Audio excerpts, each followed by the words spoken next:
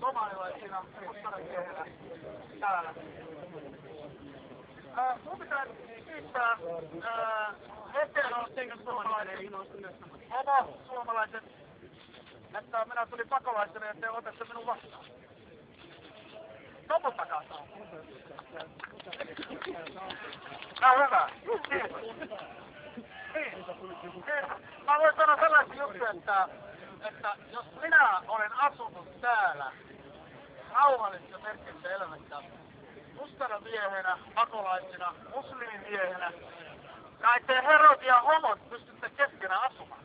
Mitä ihme teitä vaivaa? Ja sitten mulla on todella hyvä olo tänään, koska kysymys ei ole mammut vastaan suomalaiset tai somalit vastaan suomalaiset, vaan kysymys on se nätti vastaan homo. Kiitos.